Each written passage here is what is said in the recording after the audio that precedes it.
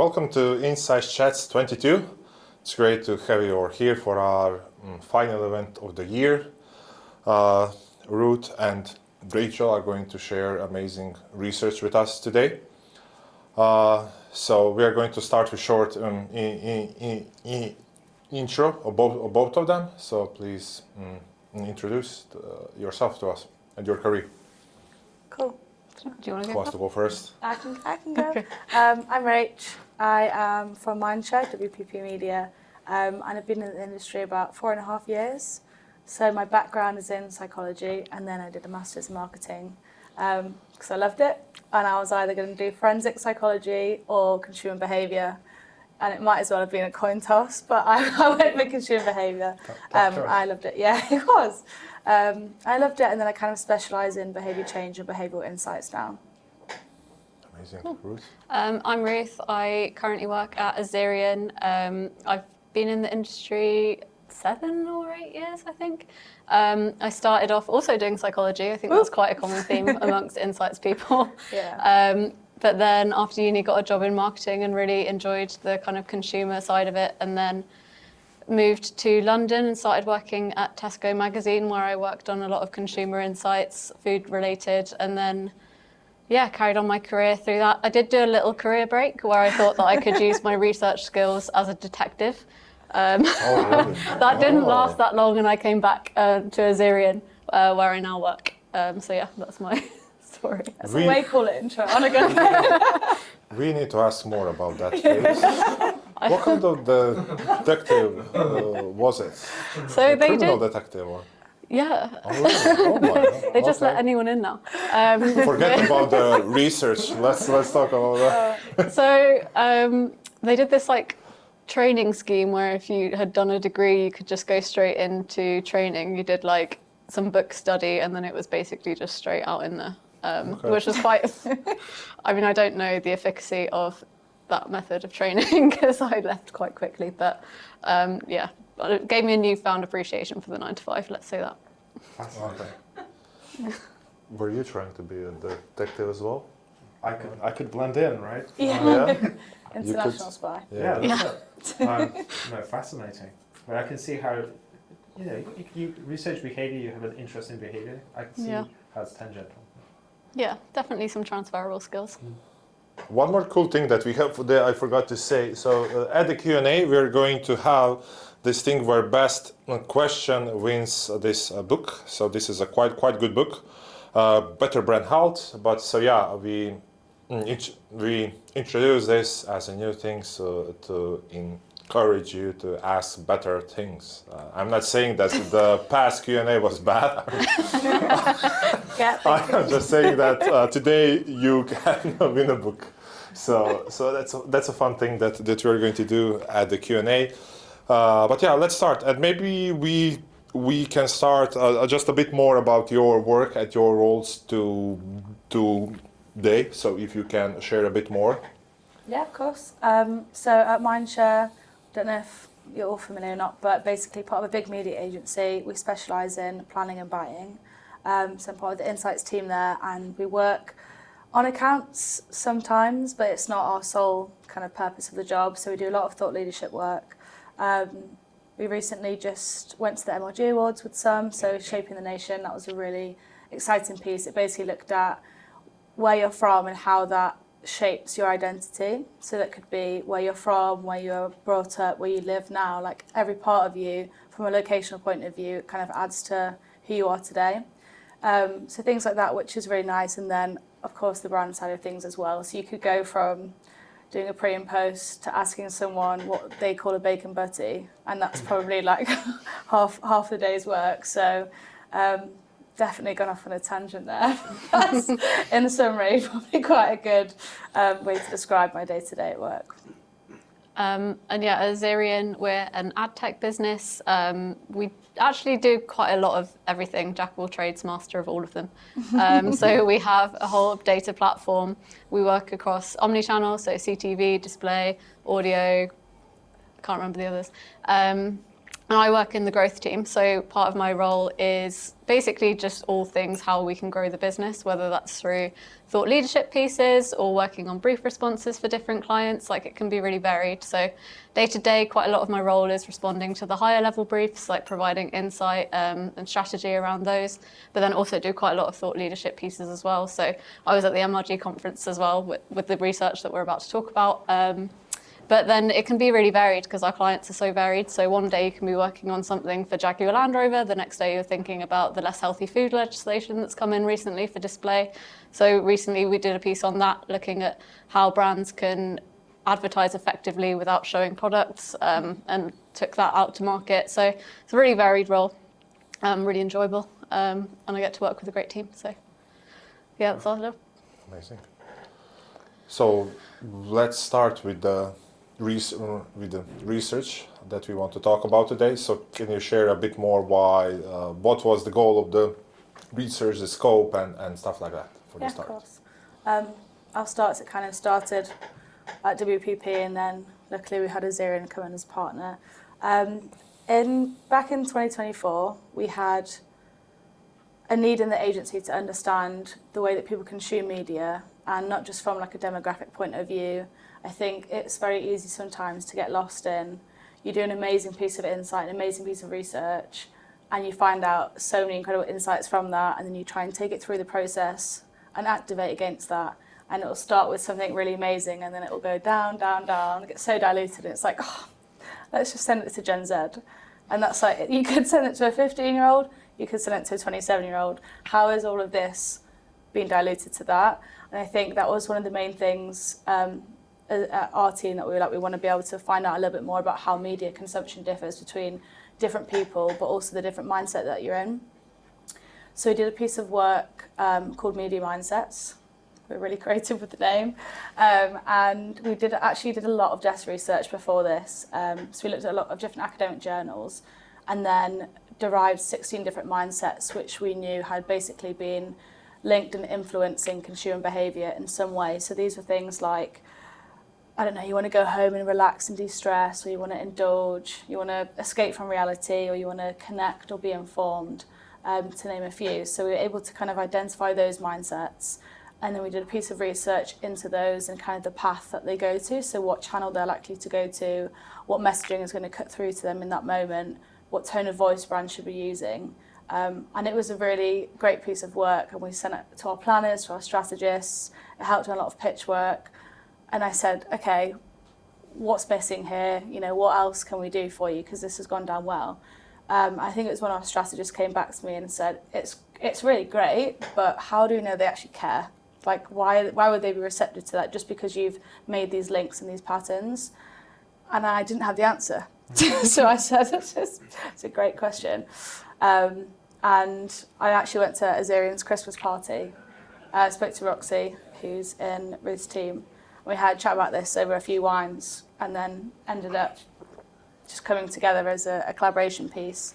And then we got Differentology involved in that as well as a kind of research specialist, because they're really good at the statistical analysis there. So then this whole new project blossomed, and it was understanding why you need to meet people where they are and how you can interrupt people in moments that they're actually receptive to, rather than just kind of patterns that you'd formed. So that was a super interesting piece. Took about 5 months, I think, in total to kind of go from the start to end process. And we're now starting that rollout process, and then, yeah, took it to the MRG with Ruth a couple of weeks ago, which was an amazing experience. Yeah. But yeah, maybe you can chat a bit about the activation side of things. Yeah, so it was kind of Roxy and Rachel's baby, I think. I came in about May. So at the point where the research was kind of done, and we were looking like, how can we use it? And I think the thing with the research, which is great, is that there's such a wealth of data, but then it's like, how do you actually use that in order to, you know, benefit clients and benefit campaigns? So what we've been doing at Azerion is kind of building it into an AI platform so that we can be basically putting briefs in, and then getting the mindsets that are most relevant to those briefs. So say, for example, you might have like a Dove beauty cream bar. We know from Dove that they want to be targeting women who are 35 plus with an interest in self-care. So then we can use the AI to align the right mindset. So that might be to relax and de-stress, for example. And then using that and all the data that's in the AI, we know that the best messaging to align with that is something that's kind of relaxed, that's a slow tone, that kind of aligns with the mindset that they're in. It also will suggest messaging because to do with depending on the different mindset, people have a different level of receptivity to the message that they're able to process. So relax and de-stress, as I'm sure you can imagine, is one where people aren't that willing to process super loads of information. So having something that's a little bit more easy to process for those people is going to be best. So essentially we'll just plan the campaign and also give you creative recommendations so that it aligns with the mindset. It'll tell you where to put that campaign, so that might be audio or CTV that also align to that relax and de-stress mindset, and even the times of day that you would want to be putting that on. So you can see when someone's in the relax and de-stress mindset and they're on CTV, what time of day are they most likely to be doing that. So the level of detail is like phenomenal, really, and I think it's going to really help reach people actually when they're open to hearing your message. Yeah, and I think just something you said before reminded me, in terms of mindsets like relax and de-stress, one of the things that we were able to do with this partnership was to look at the highest reach that you get with the mindset. So we knew from our research people were most likely to want to relax at some point in the day. Probably not your lawyer wife, let's be honest, but she might want to. Or, you know, fill time. There's always a point in people's day where they're likely to want to fill time. But what we could see from our research was they were really unlikely to be receptive to ads in that time frame. So it's like you had to sort of balance when people are most receptive, but also when people enter these mindsets the most, and often they didn't really correlate. So it's then reach versus mindset. Yeah, definitely. And there was like a balance to be struck there, but it's about how we work with the data and different like digital activation platforms that can help spark messages at different times, and you know that it's going to resonate with them. And I think that was something that we hadn't really unlocked before. Yeah. Can you maybe just double click into the methodology, take it all the way back? Yeah, so double click. Have a good baseline. But so it was a 4,000 panel survey, not wrapped UK, right? Yeah. And then, how did you understand the mindsets and the time of day that people experience these mindsets? Yeah, so we had, within our quantitative survey, we basically had a question which was, they had to have been in this mindset within the last 3 months, because otherwise, likely they weren't going to remember kind of how they're feeling, everything associated with that. So once people had come through to the questionnaire, we'd say, when was the last time you wanted to? And then we had like that was a statement for the mindsets.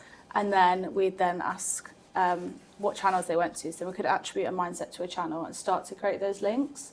And then they'd ask kind of a set of questions underneath that, so we can start to build mindset profiles about them, basically. And then, yeah, just sort of compared audiences like that. So we knew that someone wanted to relax and de-stress, doing that through listening to audio. So we'd start to kind of bucket up audiences like that, and then could cross-compare all the data.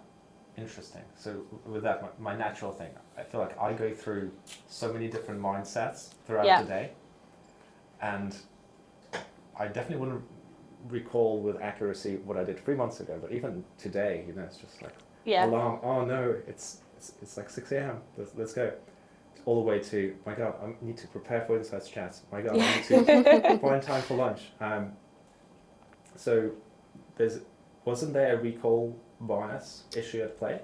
I think, yeah, it's a good question. I think, I guess 2 answers to that. One of them being, if answers didn't make sense, we'd kind of trust in our suppliers to boot them off the survey if we thought there'd be any kind of lack of quality data there.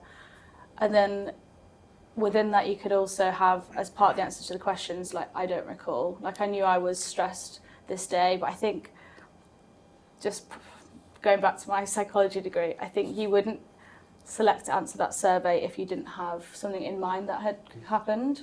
So I think this would probably be the most prominent thing that you would be thinking of. Therefore, you'd remember that more than the times that were kind of less memorable in your mind. So it's probably more of a routine.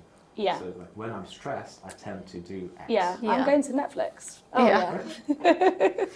So it's, interesting. So you had different options to, so people would select a given mindset, and you were getting an index on what are the most visited environments are in that mindset? So once people had selected them, say if you'd answered that survey and you'd selected 5, you'd be randomly allocated to 2. So, because we don't expect people to be able to go through that again and again and keep answering the same survey.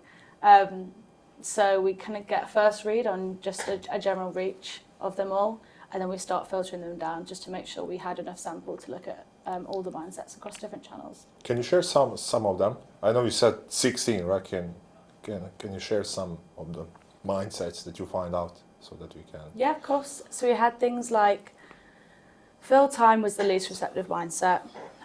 We then started to have a set of mindsets which we had, I'd say like an average level of receptivity to different ads, which is things like finding comfort, relax and de-stress, but we knew that people would enter these mindsets quite a lot.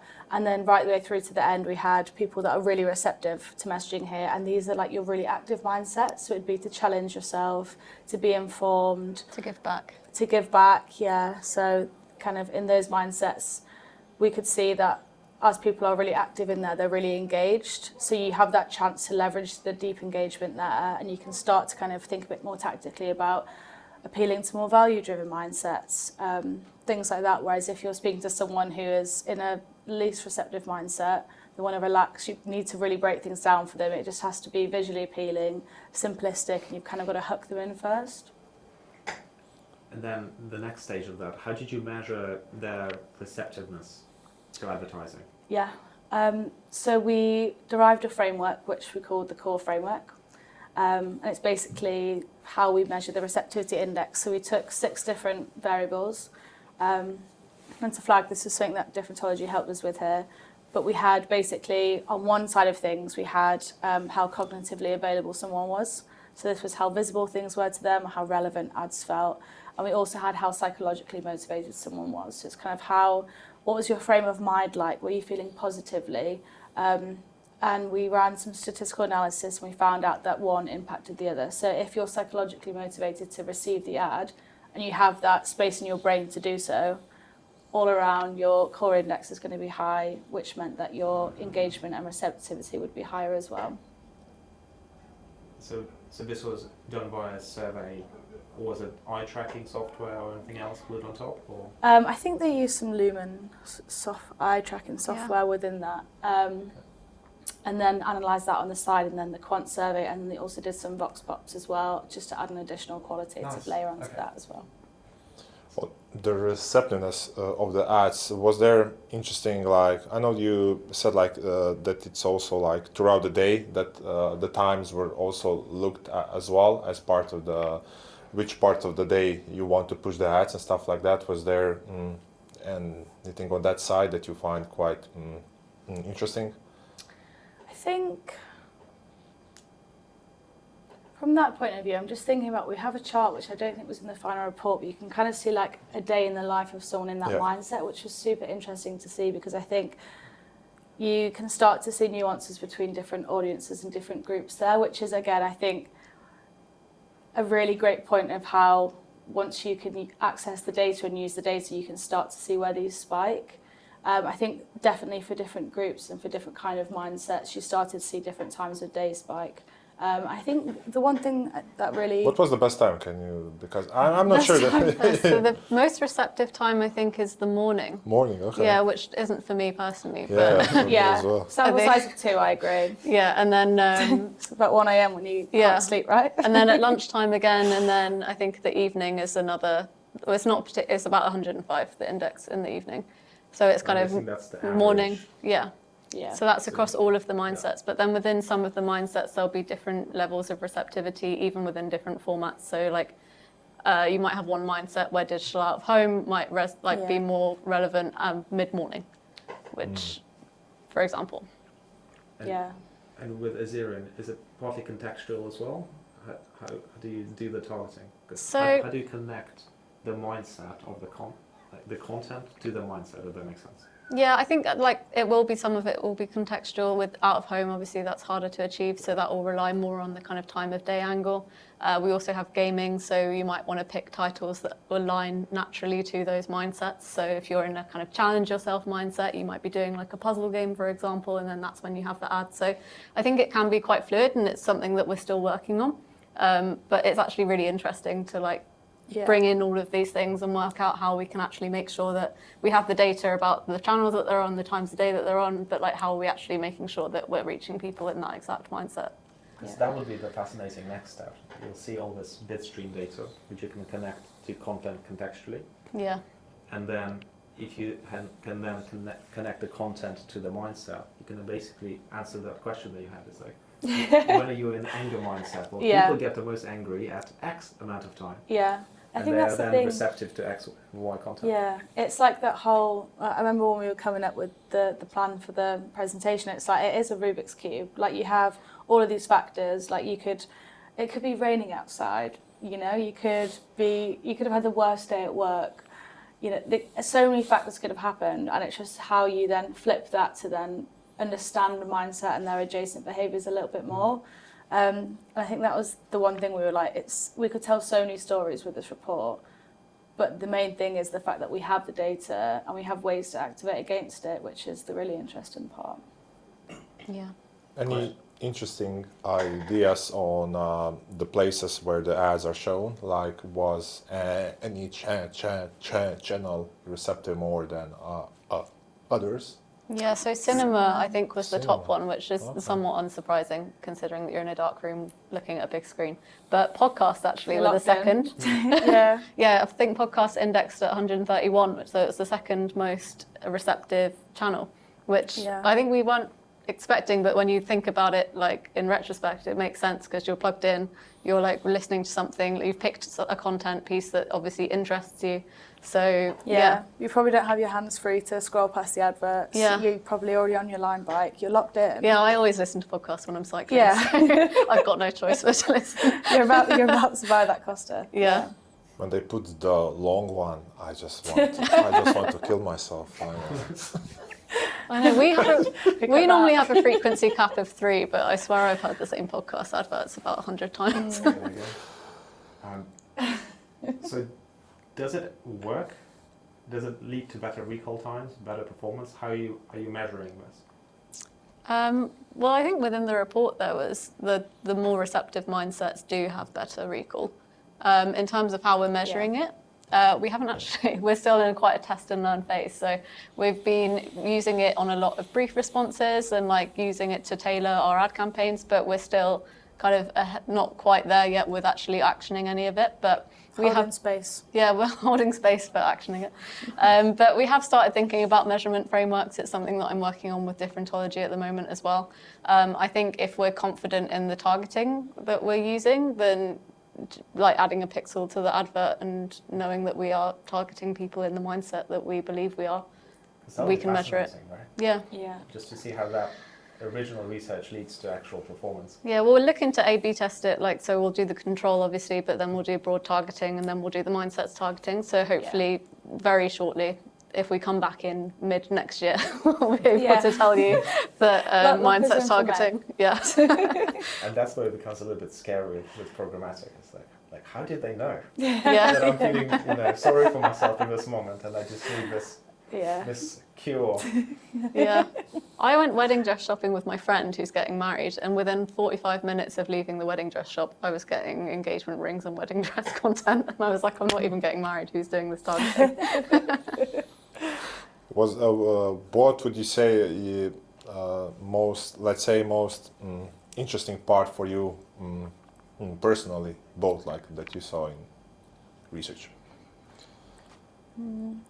Good question. I think because I've been involved in it from the very beginning, I honestly think just the evolution of the one research project to the other was so interesting.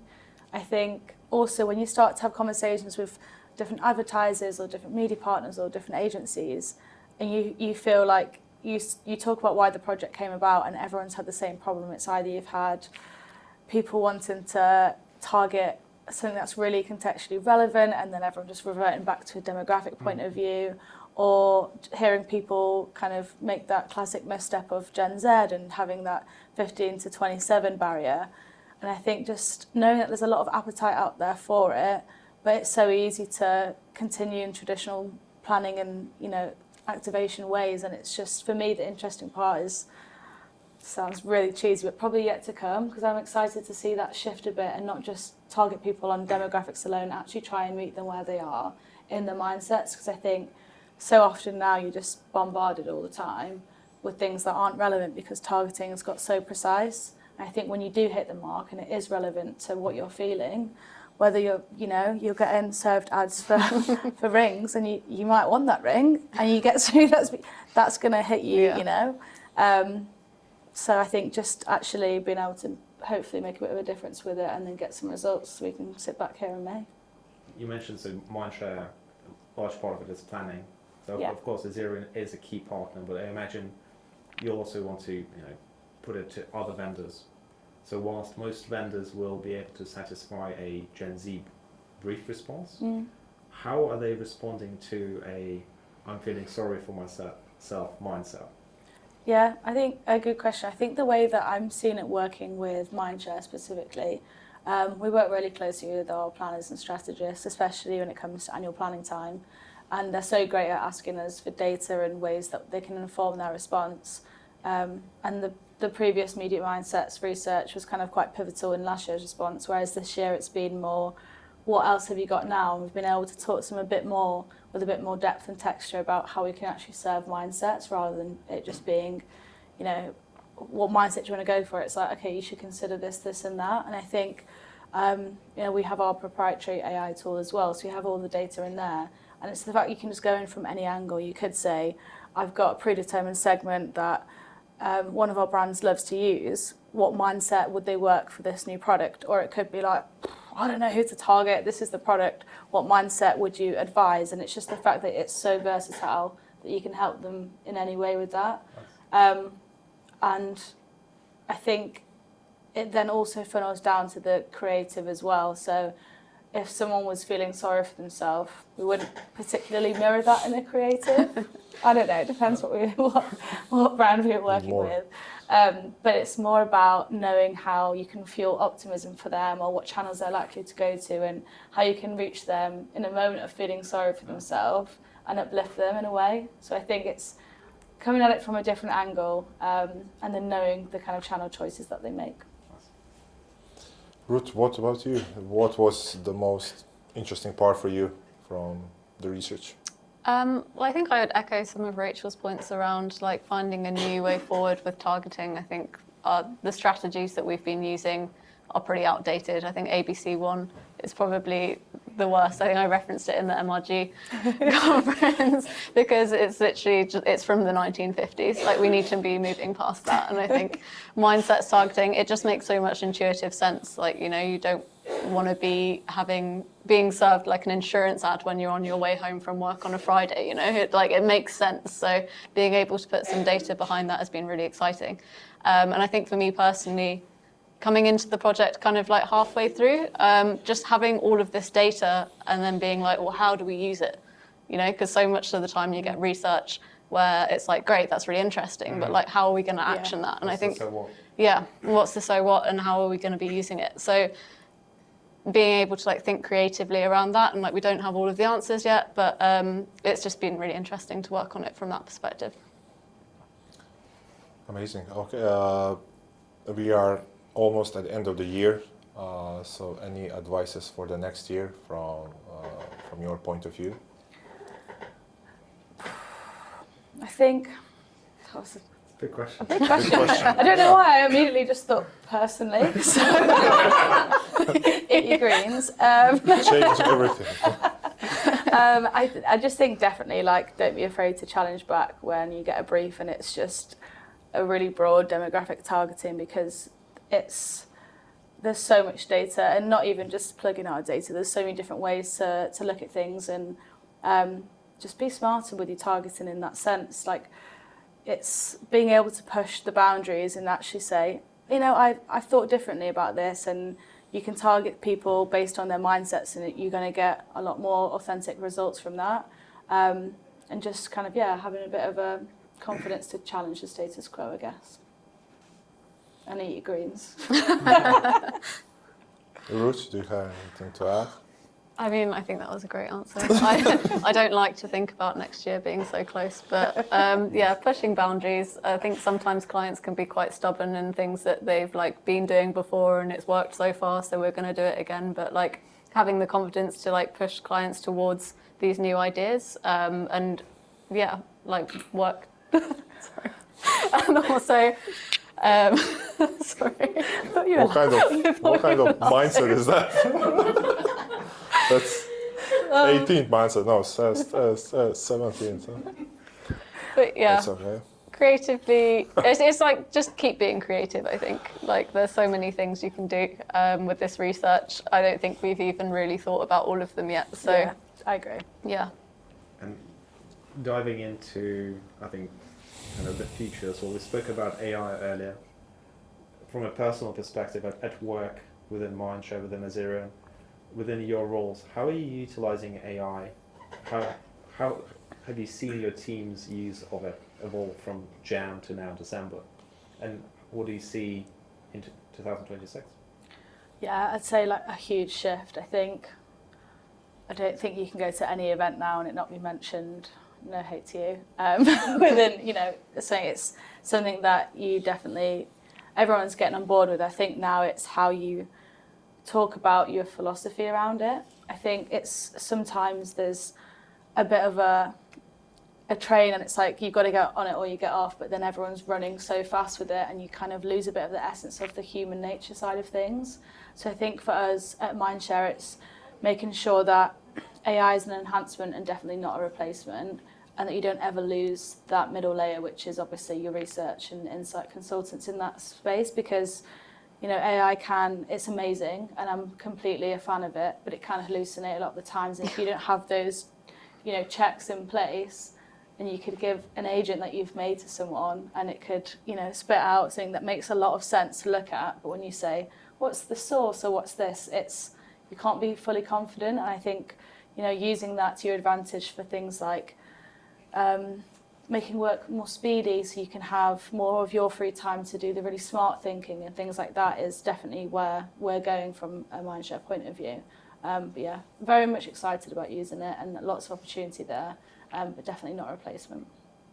Yeah, I would agree. I think we use it a lot to streamline processes that are tedious and the things that we kind of want to make happen faster, but not losing sight of having that kind of like team creativity where you like chat to each other and like come up with these new ideas. Because if we all start relying on AI, it's going to be like a hive mind. We're all going to be having the same ideas. So yeah, I would agree, just to make sure that things are faster that I don't really want to do anyway. Maybe making emails slightly more professional. But other than that, yeah, I think it's important to make sure that we're still kind of people focused in research, because that's where all the new ideas come from. Shortly we're going to turn to the Q&A. Do you want to add something to this? To the Q&A?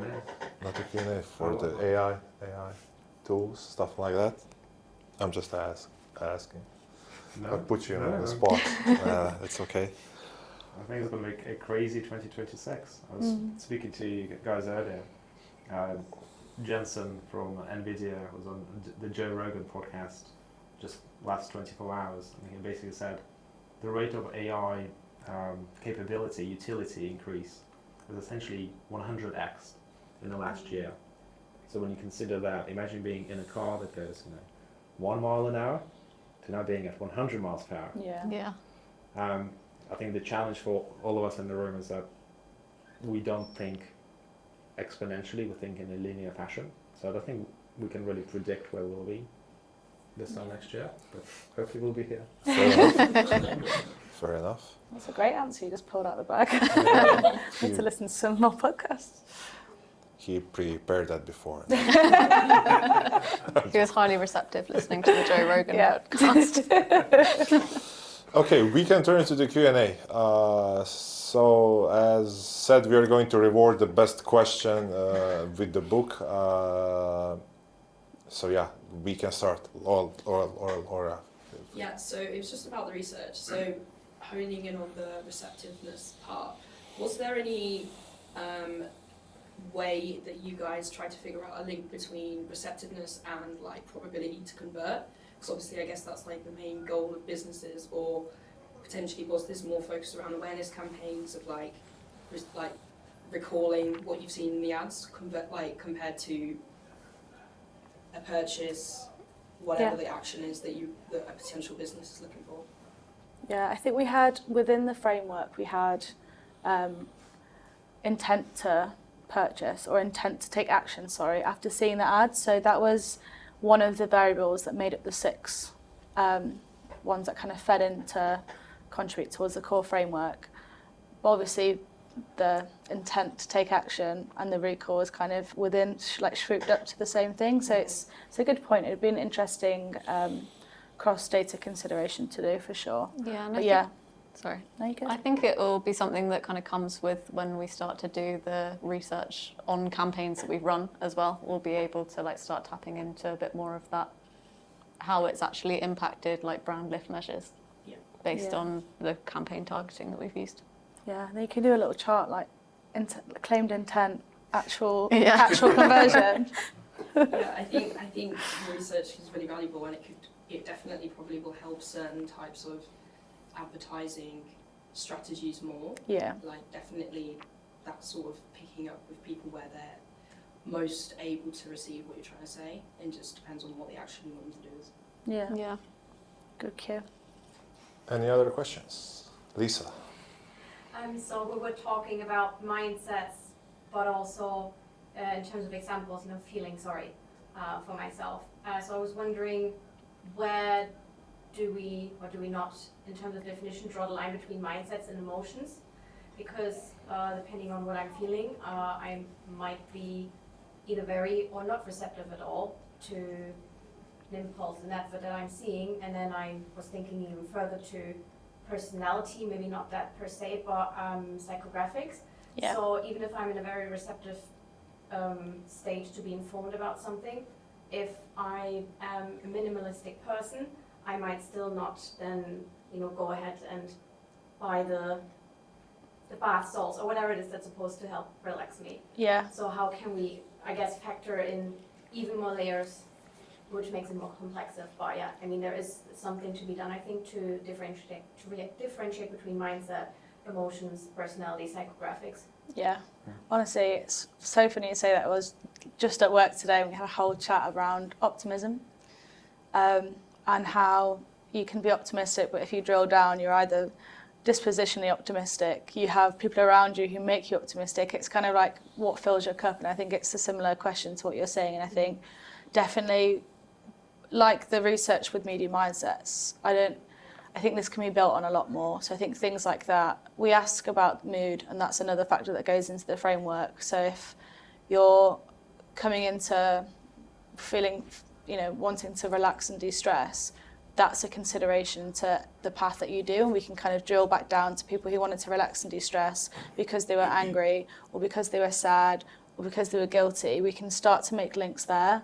But in terms of kind of people's personality traits, that would definitely be an interesting build, I think, onto that, and potentially something we could do in the future, whether you recontact or add an additional layer onto a following survey. But it's a really good point. The tricky thing there to do, though, is in a cookieless world, that's almost impossible to target someone based on their actual personality. But in a cookied world, possibilities are endless. Artem, you can't win the book, so please. I'm answering, but it's a good question. I'm joking. Sorry, Beth was before, so then. Sorry. Yeah. Have you ever had any kind of unlikely or unexpected audience emerge as something you wouldn't have targeted but ended up being very receptive to ads? So you spoke about women being 35 plus being target for a Dove soap bar. Have you ever seen a demographic that you wouldn't have anticipated being super interested in a product or thing or concept that kind of took you by surprise? Have you seen much? I don't think this is that surprising, but the younger age groups tended to be the more receptive to advertising. It's not super different. I think, but I can see where you're coming from. So I think sometimes there's a lot of like cynicism that comes with that. Yeah. So I can imagine, seeing that. No, I think they'll probably come from working on more briefs to see. I can imagine there definitely will be some curveballs in there, 100%. I think probably a lot of boomer Facebook ads, I think will probably take a turn when we look at that. But yeah, probably have to see. I'm excited to get in some really niche briefs to see when those things, and I can drop you a message when they do. This kind of connected to what she was saying in terms of the mindsets which you have. Did you ever think about the impact of influence on certain mindsets, especially when it comes to, say, base level things of joy, fear, etc.? And you get influenced by people. So it could be your partners, could be people in your house, could be your friends, could be your family, anything. And that kind of probably impacts some element of receptivity as well. So Yeah. did any kind of angle that come in? Yeah, I think I remember last year when we did kind of the initial research, we read so many journal articles, and I remember one thing cropped up was how your sphere of influence, I think it was called Influence Spheres, the piece of research, but it was basically how your sphere of influence does definitely impact your mood. And I think as well, definite tangent here, but like right now there's been such a shift in intergenerational living, particularly for the 25 to 34-year-olds. So many more people are kind of remaining at home if they can. And that influence just on media consumption, and the grocery shop, for example, has completely shifted. It's now such a big family influence. So I think within that respect, people's mindsets, like that they're not going to be an anomaly either. Within this piece of research specifically, we had, as part of your kind of mindset journey and how you went to indulge, we had who did you do this with or who you were with at the time. So that's probably the only link we can make to influence within that space. But no, another really good question. Yeah, but I guess you can also probably look at there was a certain behavior I exhibited because of influence as well. So Yeah. it could be somebody sent you a forward on something, or somebody's giving you a recommendation to watch something. Because so Netflix has got their own algorithm, but it doesn't show you something what somebody else is saying. Yeah, we had like motivations for doing so, but also your active touch points. So if you said I don't know, saw something on social media, it'd be your reasons why or your reasons why you didn't. So we kind of have that breakout of data as well, which is really interesting to look at. Thanks. Do we have any? Lisa? Yes, because we're talking about mindsets and minds, I just thought that, minds work very differently. Specifically, neurodiversity. I was wondering if you controlled or like captured that anyway, so you could, see if there are any differences between neurodivergent and neurotypical people. Yeah, we have a really extensive demographic section at the end. I think it's 22 questions.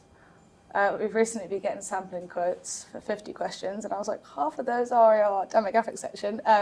We have a question all around ability, which we break down to a very extensive list. It hasn't been across that I've actually looked at yet, which is another really good point. But we have different types of neurodiversities in there within the ability question. So it's definitely something we could look, and I think, like, especially within your tool, it could be asking that, and then obviously kind of AI can bring those through, but it's definitely a cross-section we can look at.